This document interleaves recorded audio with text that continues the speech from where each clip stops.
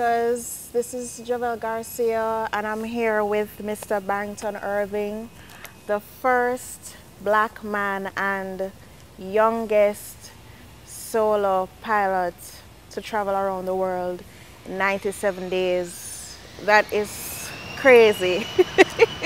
That is totally crazy. yeah, flying around the world is certainly a very difficult thing to do. Youngest person before me was 37 years of age, and I was just blessed to do it at 23 and survive and be able to talk about it and work with other youth and encourage them into fields of aviation and technology. So before we get into the meat of the matter, tell us about your upbringing, your childhood. What was it like? Well, we grew up in humble beginnings. I was born in Kingston, Jamaica. Lived in Spanish Town. Yep, Spanish Town. And at the age of 6, we moved here to the United States, and I remember it was probably like 12 of us in a house. Wow. Sharing I think it was a 2-bedroom or a 3-bedroom house at the time. And my parents sacrificed a lot, and I made sure I just took advantage of the education and the opportunity. And here I am today. But, I went to a real tough inner city high school in Liberty City. Right. And where I received my education, I played American football and did well at that. And next thing you know, I met a Jamaican airline pilot, and that changed my life. So, I heard that story, but how did he approach you? I mean, were you like standing in an aisle and all of a sudden this man comes up to you all out of the blue? Yeah, I literally, my parents had a small Bible bookstore. So it was one of the days where I didn't have any football practice, and this guy just walks in out of the blue and says to me, "Hey son, have you ever thought about flying?" He was a Jamaican pilot. That's kind of strange. Flew for United Airlines, and he said, "Hey, you ever thought about becoming a pilot?" And I said, "No, I didn't think I was smart enough to do it." And but I asked him one question. I said, "How much money do you make?" And after he answered that question, I said, "Sign me up, I'm interested." Little did I know, interest would turn into passion. Fell in love with aviation, turned down football scholarships, and that was it. And it wasn't as if I was special. He always goes around talking to young people. And I was just one of the few ones that actually listened. So you kind of glossed over the, you gave up the football scholarship. You kind of glazed over that. Yeah, that was a big risk. I mean, you have a Jamaican mother to go to her and say, "Boy, mommy, Yeah, that was a big risk. I mean, the first thing my parents asked me, when I decided I wanted to fly was, "How are you going to pay for school?" Right. And free money. I said, "I don't know," because my football scholarship would have been the way to pay for school. And I told him I didn't know what I was going to be able to do and how I was going to be able to do it, but I wanted to fly. So they were supportive of it, and I worked hard, and my parents have never had to pay a cent for my education.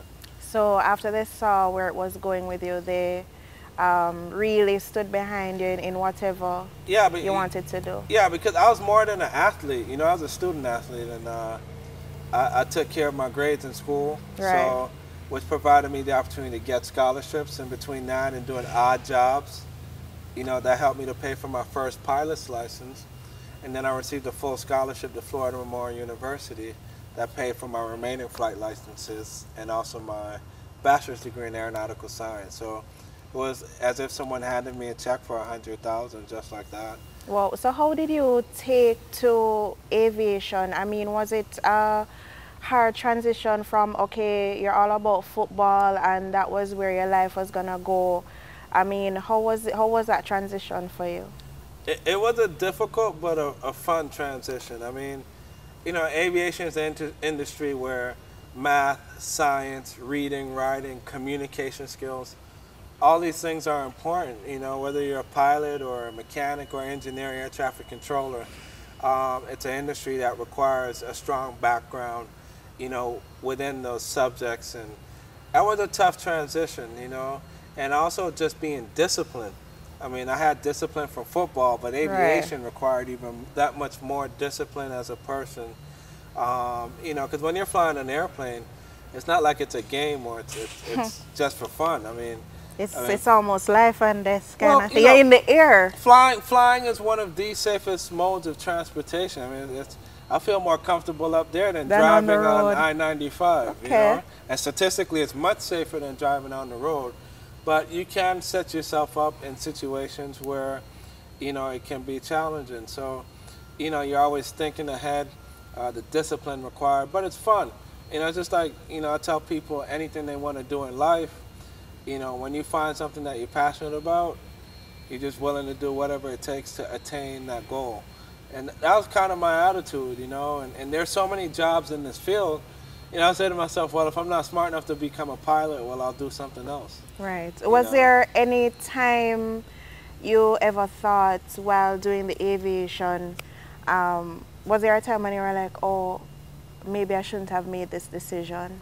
Yeah, I mean, flight training is challenging, and there were a couple of times where I felt as if, I mean, when you're doing flight training, you learn, and you level off. Right. Then you learn, and you level off. And you go through that period, but, you know, the reward in flying an airplane by yourself, solo for the first time, or earning your first pilot's license, or your second or your third pilot license, I mean, you honestly can't replace it. You right. know? And it's just been one of those feelings where you just like, it's a fulfilling feeling, you know, no matter how difficult the challenge is. And, you know, I think a lot of young people today, you know, say they want to do this, that, and the other, but aren't willing to make the sacrifice, you know. I know your whole theme is, you know, taking risks right. and accepting the challenge. Yeah. You know, and what comes with risk is hard work yeah. and determination. I mean, whether you're a pilot or you're an entertainer, a successful entertainer, whatever the case may be, it's a lot of hard work behind the scenes that people don't see, you know. But before I flew around the world, I mean, you're talking 2.5 years. I was rejected before I got my first yes. I had to train myself for the most part to prepare to fly around the world because no one wanted to take the chance. And you know, you go through all those different phases, but no risk, no reward. Right. So speaking of flying around the world, what possessed you to want to do something like that? Because that is just totally out there. I mean, when I originally thought of flying around the world, I knew nothing about setting records or anything.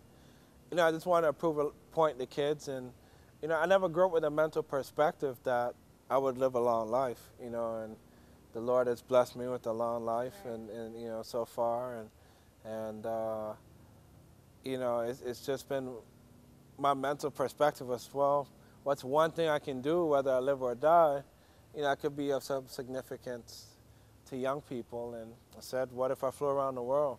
It wasn't until a year or so later I found out that I'll actually be setting a record if I was able to accomplish it. So you just got up one day and said, I want to fly around the world? Yeah, because, you know, I figured, you know, there's a sense of urgency to do a lot of different things. And I was saying to myself, why wait till I'm 40, 50 years old to do it? I want to do it now, and I'm willing to work hard to do it. And, you know, it could be of some significance. So that was the focus. So it's time for the flight. Well, it's coming towards doing the flight. What were the preparations you had to go through and all the uphill battles? I mean, there's so many preparations, from survival training to studying weather, because my airplane, I didn't have any de-icing. I didn't have nothing to melt the ice off the wings. The weather radar on the airplane only worked in the United States. So, you know, I had to educate myself and be my own meteorologist. Basically look outside and know what's going on or what's about to happen. Had to train myself to fly long distance flights, and that didn't mean, you know, I would, you know, hop on a large airliner for 12 hours. Right. No, you know, I had to do it on my own. And I mean, there's so many different intricacies: flight planning, navigation, and permits. I mean, there's a lot of countries you can't just show up. I mean, they'll just shoot you out the sky. Literally, you can't just show up and say, hey, I'm here. You know, they'll shoot you out the sky. And, you know, so there's all that preparation tied into it, along with the logistics of sending fuel from point A to point B, because some airports didn't carry the kind of fuel my airplane uses, and it's challenging. Well, you were telling a story about uh, going to get the engine or something like that. Why don't you Yeah, tell I us mean, about that? to fly around the world, the first thing you need is an airplane. Exactly. And no one wanted to rent me a plane, lease me a plane, or let me borrow an airplane. So what I basically did was I went out and I pursued different parts of the airplane, because you had different equipment manufacturers that made different parts, from the seats to the tires to the engine to the avionics system. So the first sponsor I went after was an engine manufacturing company, and I drove all the way from Miami to Mobile, Alabama, with just enough money to rent a car, put gas in it, and showed up on a Monday morning. Literally, I only had enough money to buy 12-inch sub, 6 inches for the first half of the day, 6 inches second half of the day. That's dedication. Brought plenty of deodorant with me because I couldn't afford to check into a hotel. Showed up on a Monday morning and said, "Hi, my name is Barrington. I want to see if your engine is good enough for my airplane." I didn't even own an airplane, but it's what got me through the door. They fell for it, and they were trying to pitch me on why I should use their engine. And then I studied who the CEO of the company was, and I called him by his first name. I said, "Is Brian here?" And they said, "Oh, do you know Brian?" And I said, yeah, I met Brian a couple times, and this, that, and the other.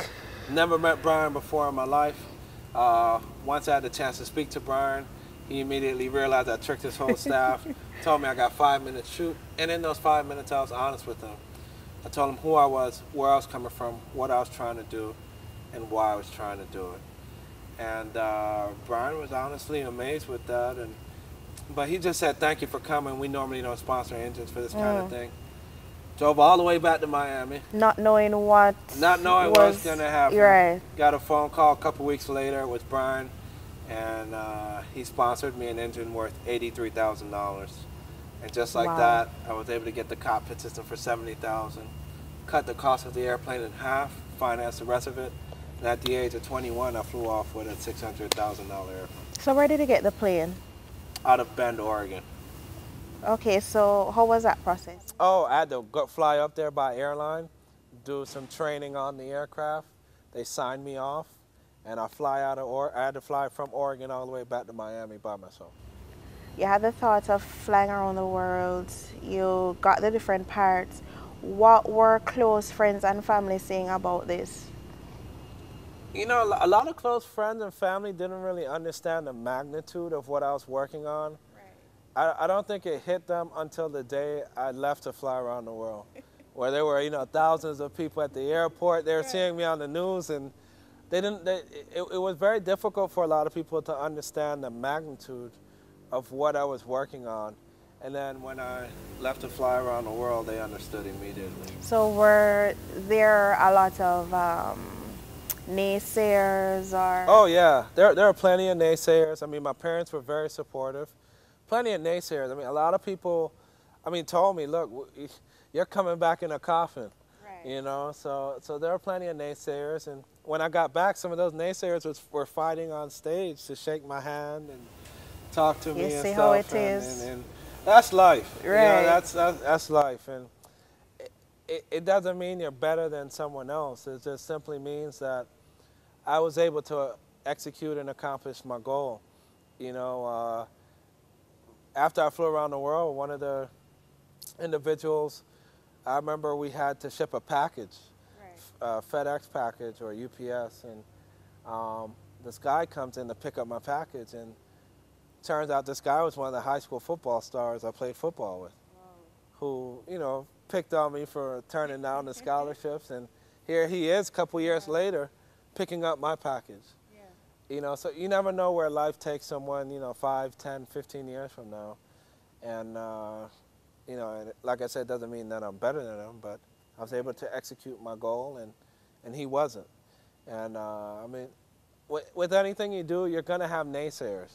Even when I was trying to fly around the world, I had so many corporations saying, "You're too young, you don't have an experience, and you won't be able to garner the amount of money required to fly around the world." Right.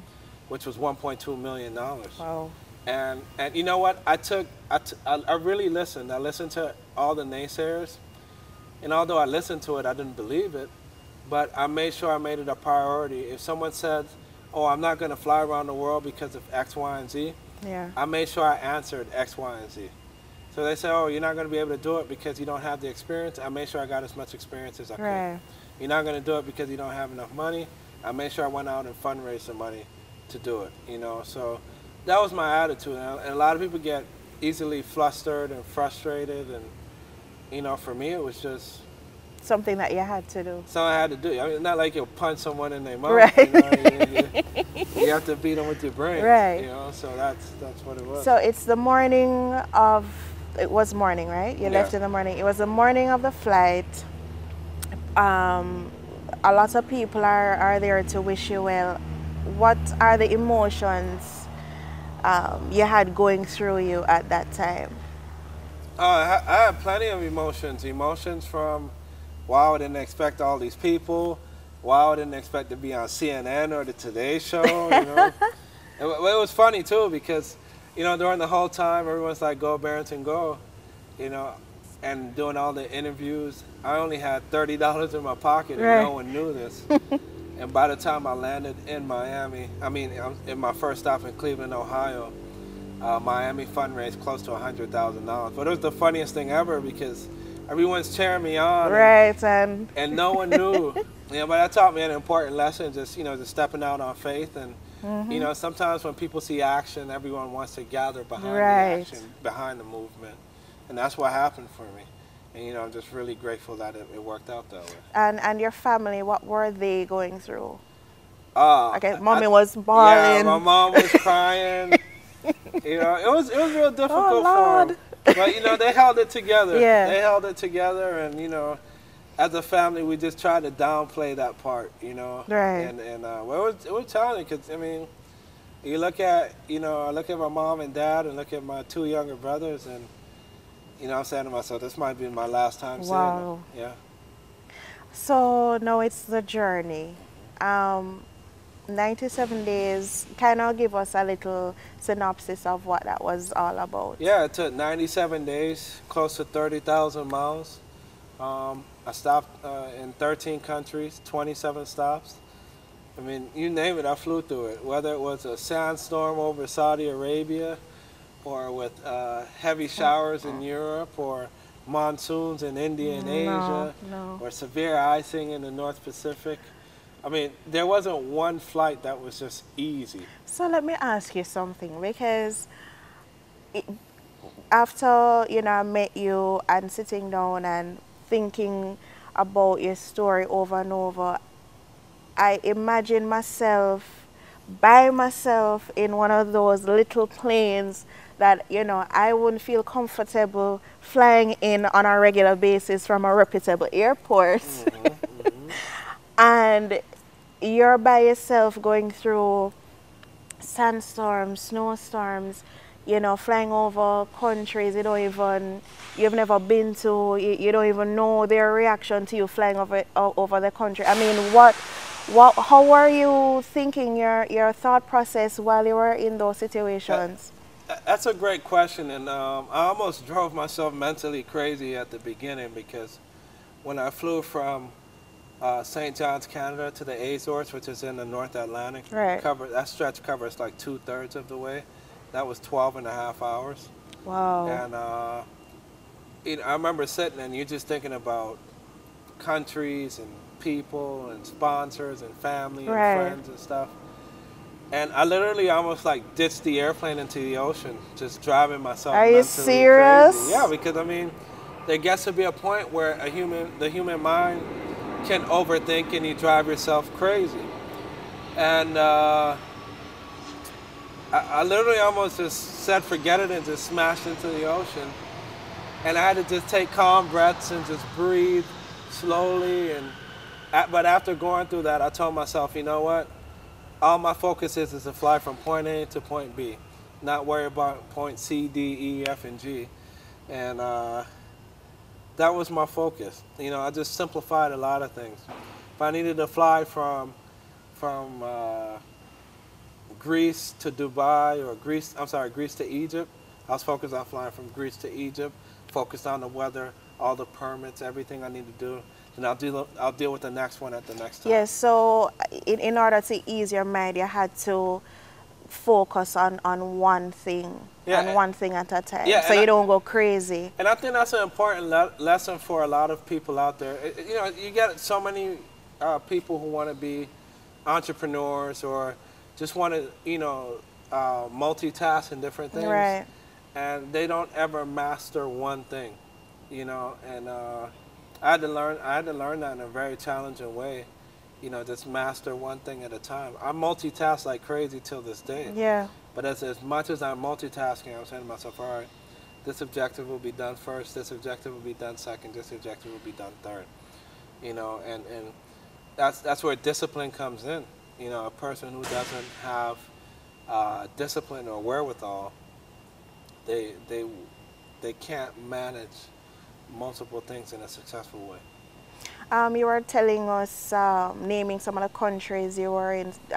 What other countries did you stop in? I mean, I stopped in Spain, Italy, Greece, Egypt, 2 stops in India, Thailand, Hong Kong, Taiwan, Japan, Dubai I stopped in, worked my way back through the United States, came in through Alaska. So what were their reactions to you stopping into their country? I mean, it was a mix. Some place, like, you know, in Egypt, I was greeted by guys in flip-flop shorts and AK-47s. What? Yeah, and that was funny because they had the guns pointed at them. They knew I was coming. They knew who I was. They were just giving me a hassle, and, you know, even, yeah, I was like, look, guys, you know, I'm your brother. You know, we're the same here, and so that was interesting. Some places, I was in some northern parts of Japan. Right. Never saw a black person in person before. I mean, of course, I see on TV, but not in person. Some places were really nice and hospitable and shared everything. Right. You know, and other places were a little bit more standoffish. Other places, you know, you're driving in traffic and you're not allowed to hit the cow, or it's just you're communicated through blowing the horn, and you feel like you're almost about to lose your life. So it was interesting. Okay, so you're back here, or before I ask that, how were you feeling coming back to Miami? When I came back to the United States, I felt good, you know, to see my family again, to come back to a lifestyle that I'm used to. But there was some, I mean, there are some parts of the world I wouldn't mind living. You know, and I should ask you which one of those countries you really loved. I mean, I enjoyed my time in Spain. Greece was great too. Dubai was great. I enjoyed Japan. Alaska was nice. So, you know, it's honestly. I mean, there are some places, man. The food. Yeah.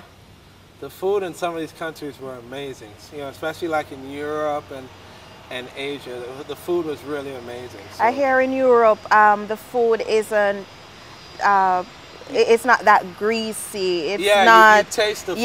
You actually taste the food. Yeah, it's not watered down. Right. You actually taste the food. So, apart from the interviews and all of that, what were some of the awards and the recognition and the accolades? Well, first and foremost, the way I was greeted in Jamaica, I mean, with the Musgrave Award and I mean, so many other accolades down there. You know, it's truly an honor. You know, Order of Distinction and honor. You got an order of Distinction too? Consul General, yeah. What? So that was good. The White House, they honored me with the resolution. Wow. Yeah, so I mean, a number of accolades, and you walk in my office, all that stuff is like sitting on the ground. I mean, I'm so grateful for it, but, you know, I'm still hungry, so I mentally act as if it doesn't exist. Yeah, because you were telling me that you are working on another record. Yeah, I'm working on another record and another big project to really help young people. When I flew around the world the first time, I didn't expect the response I got with so many young people participating, and now I really have something in store, you know, for them. So. So speaking of the young people, we have a an airplane here that's Yeah. beside us. Tell us about that. This is one of our airplanes. This is inspiration too. I did this project after I flew around the world. And basically what it was, we had 60 kids from family schools in Miami. And we had a mix from Hispanics to blacks to all of our island folks like Jamaica, Trinidad, St. Kitts, Right. all over. And we brought them together to build this thing from scratch. From scratch in 10 weeks. They built it in 10 weeks. And then I put my life on the line and flew it on its first flight. You're right about that. It flew successfully. And, you know, those kids were able to do something amazing. It was on CNN, Today Show, and others. And, you know, we're able to do some really good things. And just recently, someone donated 4 airplanes to us. So now we're going to start a flight academy for young people. So it has been very successful. So when did it start? Let's see, we did this project back in 2008. And where we had the kids build the airplane in 10 weeks over the summer. And just recently, the end of 2010, someone donated 4 airplanes to us. Need some work. We'll get them back up, restore them, and start a flight school with them. So as the years go by, you see a growth. Oh yeah, big in time. Young Big people time. coming in. Oh, big time. We do things from programs like this to taking kids flying to robotics to we even teach kids how to build their own GPS. Yeah, robotics, rockets. I mean, we love to challenge kids, but give them hands-on things to do. So at our foundation, Experience Aviation, we offer different programs. And anyone interested could go to experienceaviation.org to get more information. Experienceaviation.org. So you're saying failing kids from different high schools? Yeah, we take anyone. I mean, we don't care what the previous history was. We have an open arm policy, and you're willing to work hard, we're willing to work with you.